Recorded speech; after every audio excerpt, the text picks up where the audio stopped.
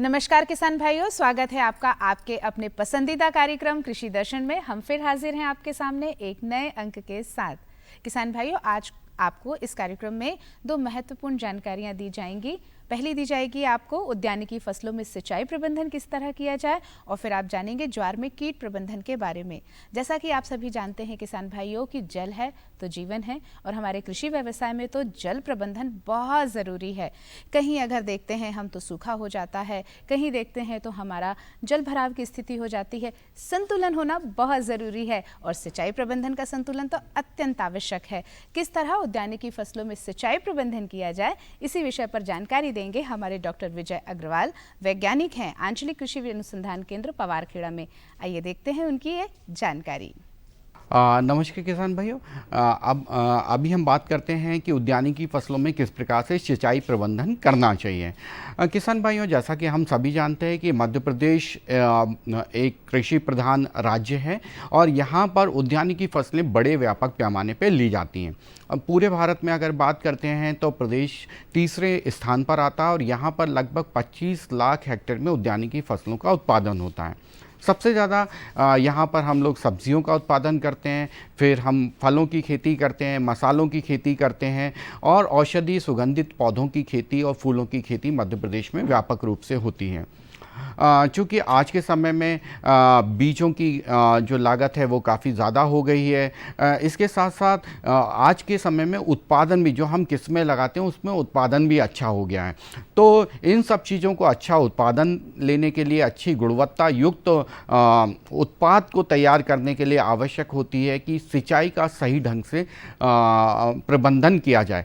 परंपरागत विधि में हम देखते हैं कि जैसे हम लोग अन्य खाद्यान्न और दलहनी फसलों में जहाँ पर बहाव पद्धति से पानी देते हैं, लेकिन उद्यानिकी फसलों में इस प्रकार की पद्धति से पानी देने में ज़्यादा अच्छा उत्पादन नहीं होता है। कई प्रकार की बीमारियां लगने की संभावना होती है। खरपतवार नियंत्रण में बहुत अधिक खर्च करना पड़ता है, और उर्वरकों का सही ढंग से उपयोग नहीं हो पाता है। तो ऐसे में आवश्यक है कि आधुनिक सिंचाई तकनीकों का प्रयोग करें।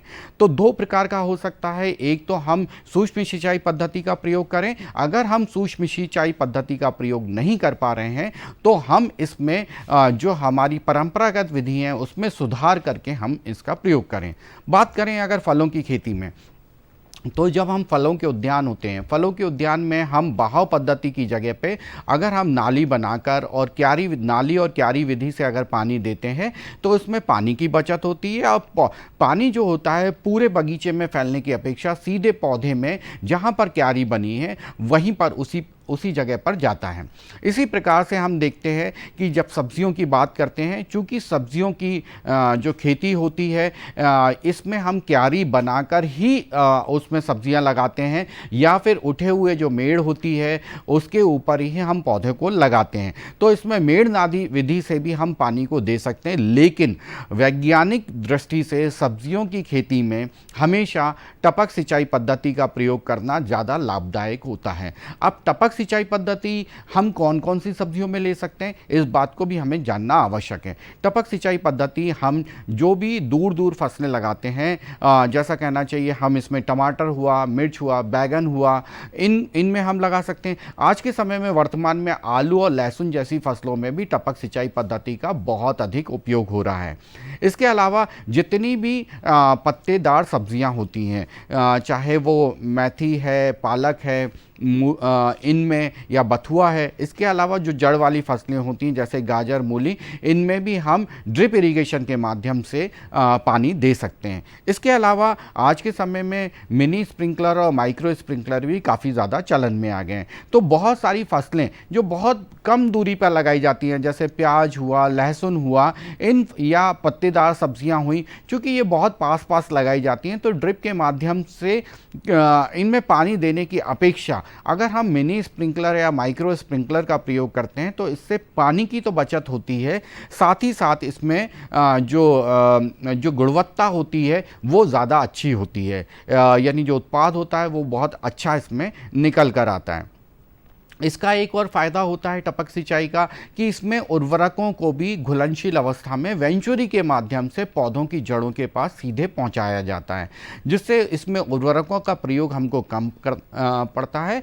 और इसके साथ आज के समय की जो समस्या है कि हम देखते हैं कि कहीं ना कहीं जो श्रमिकों की हमें आवश्यकता होती है, सब्जियाँ हों चाहे फलों की खेती हो, इसमें श्रमिकों की काफ़ी ज़्यादा आवश्यकता होती है और समय पर श्रमिक ना उपलब्ध होने के कारण हम पानी देने की या खाद देने में हमें दिक्कत आती है या समस्या आती है। ऐसे में हम इस विधि के द्वारा जब हम पानी और खाद देते हैं तो इसमें हमें ज़्यादा श्रमिकों की आवश्यकता नहीं पड़ती और आज के समय में ऑटोमेशन जैसी पद्धति आ गई, यानी ऑटोमेटिक आपकी मोटर चालू हो जाती है, ऑटोमेटिक पानी जाता है और वेंचुरी से ऑटोमेटिक पौधों की जड़ों के पास इसमें हम उर्वरकों को भी लेके जाते हैं। यानी आज के समय में बिल्कुल आधुनिक प्रणाली से टाइमर बेस्ड सिस्टम इस समय बाजार में उपलब्ध हैं, इनको भी किसान भाई लगा सकते हैं। इसमें एक बटन दबाते ही से ही आपका जितना बड़ा भी खेत है उसमें पूरा हम पानी को भेज सकते हैं।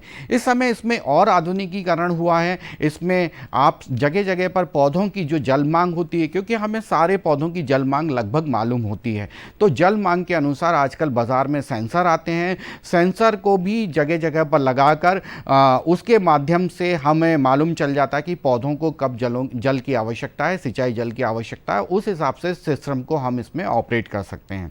अब बात आती है कि इसमें किस प्रकार के ड्रिप इरिगेशन का प्रयोग करते हैं। तो इसमें जो इनलाइन ड्रिप यानी जो आपकी लेटरल लाइन होती है उसके अंदर ही ड्रिपर्स लगे हुए होते हैं, वो एक निश्चित दूरी पर होते हैं, यानी इसमें 12 से 15 सेंटीमीटर पे होंगे, 30 सेंटीमीटर पे, 60 सेंटीमीटर पे, 90 सेंटीमीटर पे, यानी पौधे से पौधे की जो दूरी है उस आधार पे इनका प्रयोग किया जाता है। इसके बाद जब हम दूसरी बात करते हैं, फूलों की खेती की बात करते हैं, तो फूलों की खेती में चाहे गुलाब हुआ, आजकल पॉली हाउस में भी बहुत सारे, जैसे गुलाब के साथ एंथुरियम भी लगाते हैं, कार्नेशन भी लगाते हैं, जरबेरा लगाते हैं, उनमें भी इसी माध्यम से सिंचाई का प्रबंधन किया जाता है।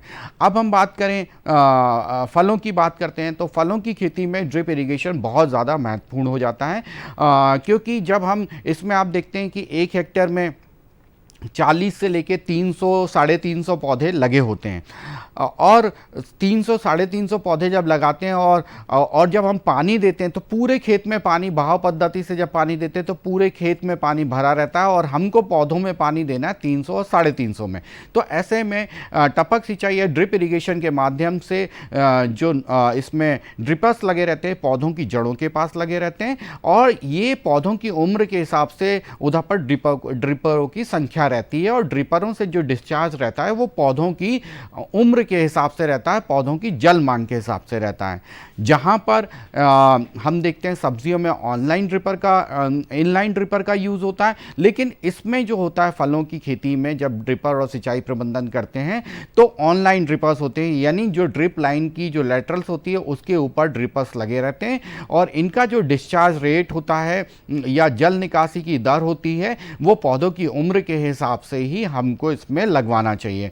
इसमें भी हम देखते हैं कि टपक सिंचाई पद्धति में चाहे फलों में हो चाहे सब्जियों में हो, घुलनशील उर्वरक का ही प्रयोग इसमें करना जरूरी होता है।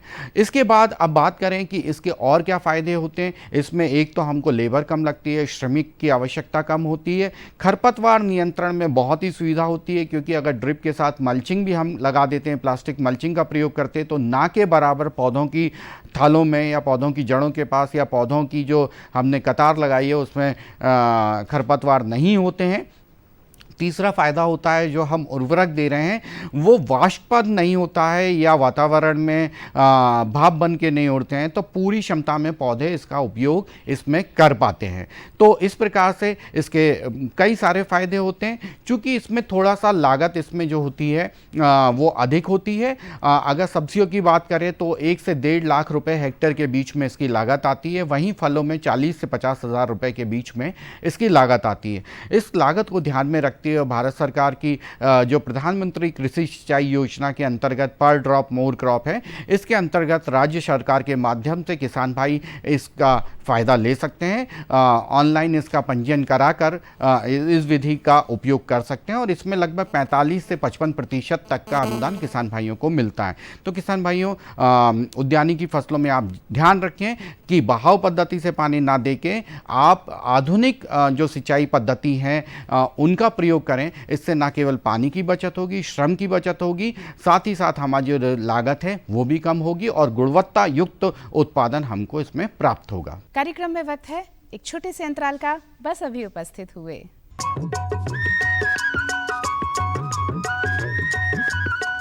अरे सुन तो। मुझे क्या सुनाना चाहते हो? जो सुनाओ मेरी सौतन को। किसको? अरे वही तुम्हारा मोबाइल फोन जिससे सुबह शाम दिन रात चिपके रहते थे और कहते थे किसान कॉल सेंटर से बातें हो रही हैं। अच्छा ये बात है। हाँ क्यों, क्या हुआ? अब बात नहीं होती क्या? अब तो झट से बात हो जाती है। संबंधी समस्याओं का अपनी भाषा में तुरंत हल पाने के लिए पूरे भारत में किसी भी फोन से हेल्पलाइन नंबर पर संपर्क करें। किसानों का दोस्त किसान कॉल सेंटर।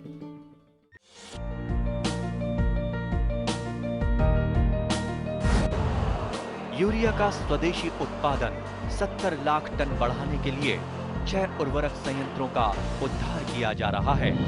FCIL के गोरखपुर, सिंदरी, तलचर और रामागुंडम संयंत्र, HFCL की बरौनी इकाई और BVFCL की नामरू फोर्थ। सोने पर सुहागा ये है कि देश में अब बनेगा सिर्फ नीम लेपित यूरिया, क्योंकि इससे होगा किसानों का फायदा ही फायदा। अनाज का उत्पादन 10% तक बढ़ेगा। बढ़ेगी 10 से 15% नाइट्रोजन क्षमता। किसान भाइयों, ज्वार एक प्रमुख फसल है और ज्वार की जिस तरह उत्पादन अगर हमें अच्छा चाहिए है तो बहुत ज़रूरी है कि कीट प्रबंधन किया जाए। तनाछेदक कीट होते हैं, मक्खी होती हैं, मच्छर होते हैं, साथ ही कई तरह के कीट होते हैं जो ज्वार की फसल को प्रभावित करते हैं। ज्वार में अगर अच्छा उत्पादन लेना है तो बहुत ज़रूरी है कि ज्वार में कीट प्रबंधन किया जाए। इसकी जानकारी हमारे दे रहे हैं नीलेश रायपुरिया जी, जो इंदौर में प्राध्यापक हैं और आपको ये जानकारी बहुत अच्छी देंगे। आइए देखते हैं ये जानकारी। नमस्कार किसान भाइयों, मैं डॉक्टर नीलेश रायपुरिया, कीट शास्त्र विभाग, कृषि महाविद्यालय इंदौर से बात कर रहा हूं। आज मैं आपको ज्वार में कीट प्रबंधन के बारे में बताऊंगा।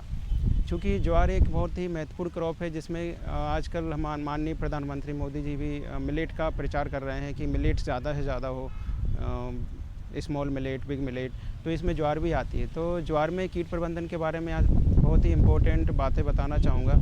सबसे पहले जैसे ही वेजिटेटिव स्टेज में आती है क्रॉप 28 दिन बाद, तो उसमें सफ़ेद तना मक्खी लगती है। तना मक्खी को रोकने के लिए हमारे लिए बहुत सारे उपचार करना पड़ते हैं, क्योंकि तना मक्खी का लक्षण है कि जो सोरगम ज्वार होती है, ज्वार में साइड टिलर्स निकलने लगती हैं।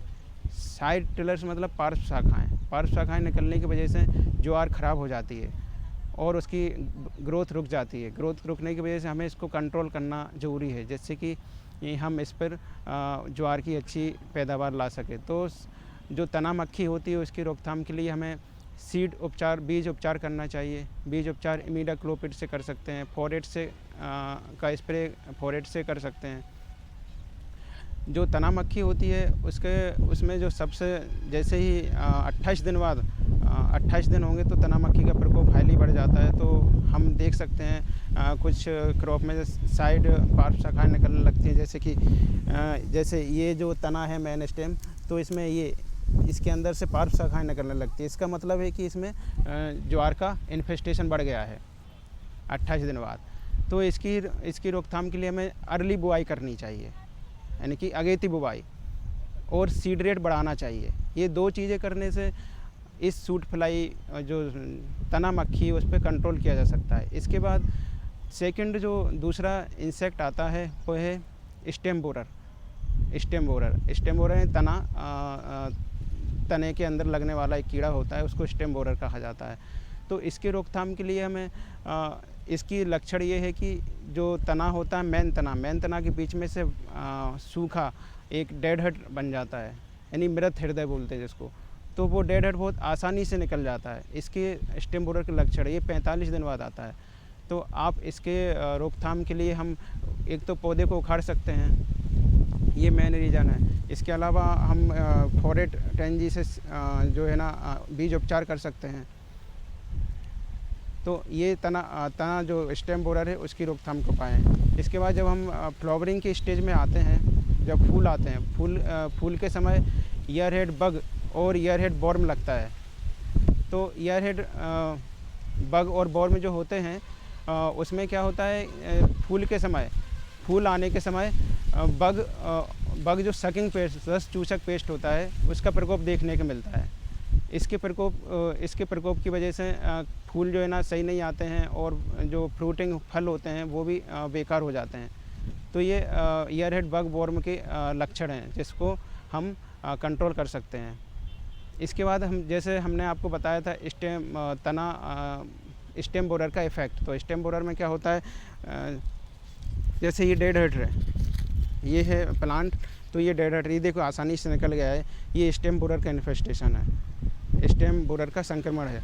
तो इसको हम प्लांट को उखाड़ सकते हैं, यही इसका उपाय है मेनली, तो कि इसको अलग कर दो जितना ऐसे डैमेज्ड हैं। और इसके अलावा हम पहले से जो भी हम नियंत्रण का उपाय अपना रहे हैं उसमें हम अगेती बुवाई कर सकते हैं और बीज दर बढ़ा सकते हैं। तो ये सभी इंसेक्ट का प्रकोप रोका जा सकता है। अब जैसे ईयरहेड बग और बॉर्म हुआ, तो अभी इस क्रॉप पर फ्रूटिंग फल आ रहे हैं, इसमें फ्लावरिंग और फ्रूटिंग हो रही है, तो इस समय ही बढ़ जाता है किसका संक्रमण, बग, इल्ली का और जो रस चूसक कीट है। तो रस चूसक कीट के लिए हमें थायमेथोक्सम से उपचार करना चाहिए, सीड ट्रीटमेंट का। और जो इल्ली है, बग बॉर्म है, उसको हम स्प्रे कर सकते हैं प्रोफेनोफोस वगैरह का। तो ये सब नियंत्रण के उपाय हैं। इसके अलावा जैसे हम कुछ लार्वी बताना चाहेंगे, जैसे ये स्टेम बोरर में जो स्टेम बोरर का जो है ना लक्षण है, पिन साइज होल रहते हैं। पिन साइज होल में देखिए आप, ये वाला, ये स्टेम, ये 1 2 3, ये लक्षण है किसका, तना। जो स्टेम बोरर इल्ली होती है ना, तना वाली इल्ली, तो ये लक्षण है। इस लक्षण से हम पहचान सकते हैं कि इसका इन्फेस्टेशन, इसका संक्रमण ज़्यादा है, तो इसको हम रोक सकते हैं।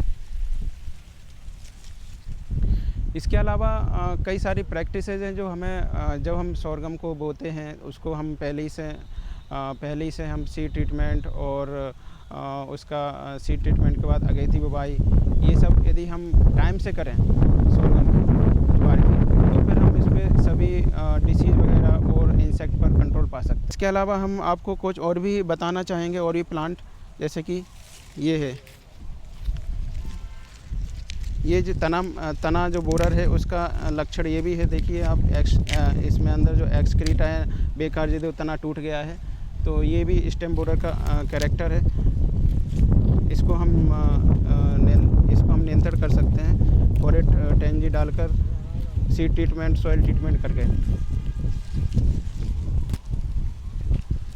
तो ये किसान भाइयों, ये ज्वार थे, ज्वार पे नियंत्रण के उपाय हैं, और इन उपायों को करने के बाद हम अपनी ज्वार को बचा सकते हैं, इसकी प्रोडक्शन और प्रोडक्टिविटी अधिक पा सकते हैं। किसान भाइयों, कृषि दर्शन कार्यक्रम में अब वक्त है खबरें खेती देखने का। तो आइए देखते हैं खबरें खेती की। नमस्कार किसान भाइयों, खबरें खेती में आपका स्वागत है। आइए नजर डालते हैं आज की खास खबरों पर। पीएम किसान निधि के तहत 16,000 करोड़ जारी। मध्य प्रदेश में खाद की आपूर्ति सुनिश्चित करें। किसान क्रेडिट कार्ड होंगे डिजिटल। गुलाब की देखभाल करें और SRI से उगाएं गेहूं। और अब खबरें विस्तार से। प्रधानमंत्री श्री नरेंद्र मोदी ने गत दिनों भारतीय कृषि अनुसंधान संस्थान में पीएम किसान सम्मान सम्मेलन 2022 का उद्घाटन किया। प्रधानमंत्री ने रसायन एवं उर्वरक मंत्रालय के तहत 600 प्रधानमंत्री किसान समृद्धि केंद्रों का भी शुभारंभ किया। इसके अलावा प्रधानमंत्री ने प्रधानमंत्री भारतीय जन उर्वरक परियोजना एक राष्ट्र एक उर्वरक का भी शुभारंभ किया। इस कार्यक्रम के दौरान प्रधानमंत्री ने प्रत्यक्ष लाभ अंतरण के माध्यम से प्रधानमंत्री किसान सम्मान निधि के तहत 16,000 करोड़ रुपए की 12वीं किश्त भी जारी की। प्रधानमंत्री ने कृषि स्टार्टअप कॉन्क्लेव और प्रदर्शनी का भी उद्घाटन किया। इस कार्यक्रम के दौरान प्रधानमंत्री ने उर्वरक पर एक ई-पत्रिका इंडियन एज का भी विमोचन किया। श्री मोदी ने स्टार्टअप प्रदर्शनी की थीम पवेलियन का भ्रमण किया और वहां प्रदर्शित उत्पादों का अवलोकन किया। सभा को संबोधित करते हुए प्रधानमंत्री ने एक परिसर में जय जवान, जय किसान, जय विज्ञान और जय अनुसंधान की उपस्थिति को स्वीकार करते हुए कहा कि हम आज यहां इस मंत्र को जीवंत रूप में देख सकते हैं। उन्होंने विस्तार पूर्वक बताया कि किसान सम्मेलन किसानों के जीवन को आसान बनाने, उनकी क्षमता को बढ़ाने और उन्नत कृषि तकनीकों को बढ़ावा देने का एक माध्यम है। श्री मोदी ने कहा कि 600 से अधिक प्रधानमंत्री किसान समृद्धि केंद्रों की शुरुआत हो रही है। उन्होंने कहा कि ये केंद्र न केवल उर्वरक के लिए बिक्री केंद्र हैं, बल्कि देश के किसानों के साथ एक घनिष्ठ नाता जोड़ने वाला तंत्र भी है। किसानों को तकनीकी रूप से समृद्ध करने की दिशा में मध्य प्रदेश सरकार अनेक उपक्रम कर रही है। किसान क्रेडिट कार्ड डिजिटल बनाने, एमएसपी खरीदी के लिए ऑनलाइन पंजीयन, प्राकृतिक खेती के पोर्टल कर पंजीयन, ऐसे अनेक कार्यक्रमों द्वारा किसानों के रोजमर्रा के कामों को आसान और सुविधाजनक बनाया जा रहा है।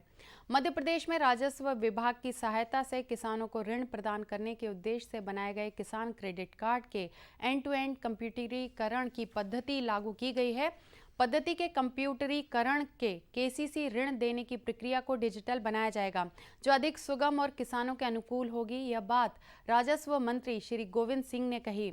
इस पद्धति के लागू होने से किसान को क्रेडिट कार्ड पर ऋण लेने के लिए बैंक शाखा में जाने और किसी प्रकार के दस्तावेज को जमा करने की जरूरत नहीं है। आवेदन ऑनलाइन ऐप से किए जा सकेंगे। साथ ही कृषि भूमि का सत्यापन भी ऑनलाइन हो जाता है। मध्य प्रदेश कृषि विभाग ने प्रदेश के ऐसे सभी कृषकों से जिनके द्वारा अब तक किसान क्रेडिट कार्ड नहीं बनवाया गया है, उन सब से मुख्यमंत्री जन सेवा अभियान में 31 अक्टूबर तक राष्ट्रीयकृत बैंकों से किसान क्रेडिट कार्ड प्राथमिकता के आधार पर बनाए जाने को कहा है। फूलों के राजा गुलाब की उचित समय पर देखभाल जरूरी है। वर्तमान परिस्थितियां कीटों के लिए अनुकूल चल रही हैं। गुलाब की पत्तियों पर माहो तथा थ्रिप्स दोनों का असर कई बार होता है। कीट का प्रकोप पत्तियों के बाद फूलों पर भी हो सकता है। ये कीट पत्तियों से रस चूसकर तथा पत्तियों को खरोचकर पौधों की भोजन संचार व्यवस्था में अवरोध डालते हैं तथा फूलों के आकार, रंग सभी पर विपरीत असर करते हैं। इसके नियंत्रण के लिए रोगर अथवा मेलाथियान दवा की 2 मिलीलीटर मात्रा प्रति लीटर पानी में घोल बनाकर 10 से 15 दिनों के अंतर से 2 छिड़काव करें। थ्रिप्स के उपचार के लिए भी उपरोक्त छिड़काव से लाभ होगा।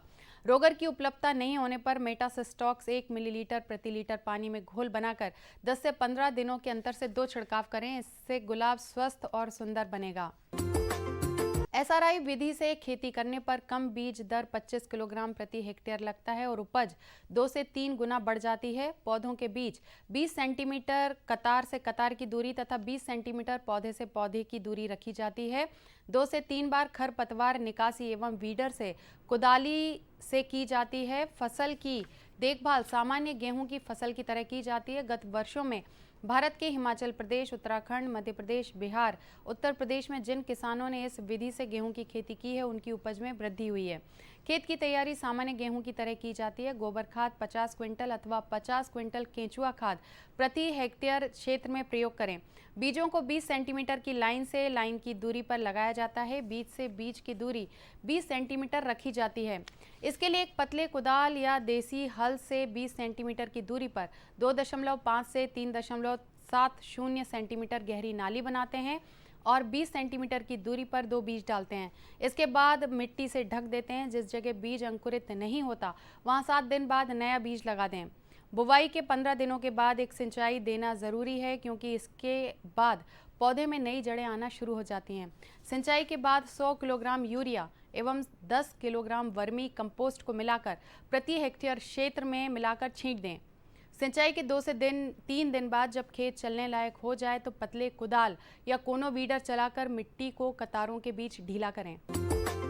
तो किसान भाइयों, चलते चलते एक नज़र रबी की समर्थन मूल्य पर। गेहूं जो 2022-2023 में 2015 रुपये प्रति क्विंटल था, वो 110 रुपये बढ़कर 2023-2024 में 2125 रुपये प्रति क्विंटल हो चुका है। चना 5230 से 105 रुपये बढ़कर 5335 रुपये प्रति क्विंटल की रेट पर है। मसूर 5500 रुपये प्रति क्विंटल से 500 रुपये बढ़कर 6000 रुपये प्रति क्विंटल की दर से है। सरसों 5050 रुपये प्रति क्विंटल से 5450 रुपये प्रति क्विंटल हो गया, यानी कि 400 रुपये प्रति क्विंटल की बढ़त पर है। ऐसे ही कुसुम की बात करें तो 5,441 रुपये प्रति क्विंटल से 5,650 रुपये प्रति क्विंटल के भाव से चल रहा है। इसमें 209 रुपये प्रति क्विंटल के हिसाब से बढ़ोतरी हुई है। तो किसान भाइयों, खबरें खेती में फिलहाल इतना ही। साथ ही मुझे दीजिए आज्ञा। नमस्कार। किसान भाइयों, आज के कृषि दर्शन के अंक में आपको जानकारी दी गई उद्यानिकी फसलों में सिंचाई प्रबंधन के बारे में, और साथ ही आपने जाना ज्वार में कीट प्रबंधन के बारे में। अब आप हमें दीजिए अनुमति और स्वीकार कीजिए हमारा नमस्कार।